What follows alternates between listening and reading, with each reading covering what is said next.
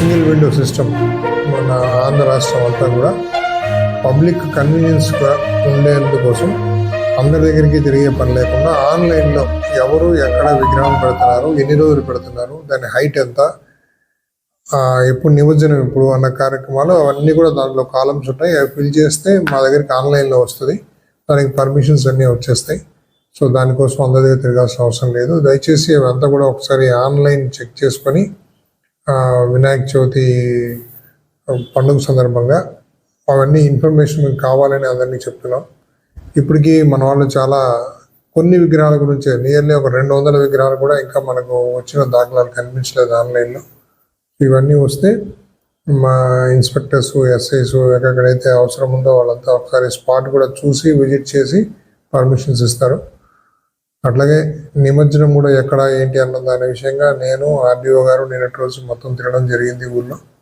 దాని మీద కూడా మళ్ళీ ఒకసారి కలెక్టర్ గారితో మీటింగ్ అయిన తర్వాత డిసైడ్ చేస్తారు. నిమజ్జనం ఎక్కడ, దానికి ప్లేసెస్ కానీ కొన్ని ఐడెంటిఫై చేసి ఉన్నారు.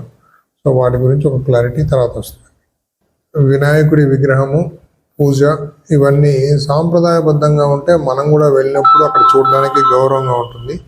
కాకపోతే చాలా దగ్గరలో ఏమవుతుందంటే వినాయకుడి విగ్రహం పెట్టి అక్కడ డీజేలు పెట్టి చాలా సౌండ్ కూడా చాలా అబ్నార్మల్ సౌండ్స్ పెట్టి నైబరింగ్ వాళ్ళందరికీ కూడా డిస్టర్బెన్స్గా ఉంటూ చిన్న చిన్న పిల్లలు ఉంటారు, తర్వాత గర్భిణీ స్త్రీలు ఉంటారు, హాస్పిటల్స్ ఉంటాయి. వాళ్ళందరినీ దృష్టిలో పెట్టుకొని అక్కడ కొంచెం టైమింగ్స్ లాంటిది పాటిస్తూ ఉండి ఎవరికి ఇన్కన్వీనియన్స్ కలగకుండా ఉంటే కొంచెం ఆహ్లాదకరమైన వాతావరణంలో బాగుంటుంది. అట్లాగే నిమజ్జనం టైంలో కూడా చాలా మటుకు దయచేసి వీళ్ళందరినీ హిజరాల్ని వాళ్ళని అవాయిడ్ చేస్తూ తర్వాత డీజేలు పెట్టినప్పుడు దాంట్లో సాంప్రదాయబద్ధమైన పాటలు పెడితేనే బాగుంటుంది.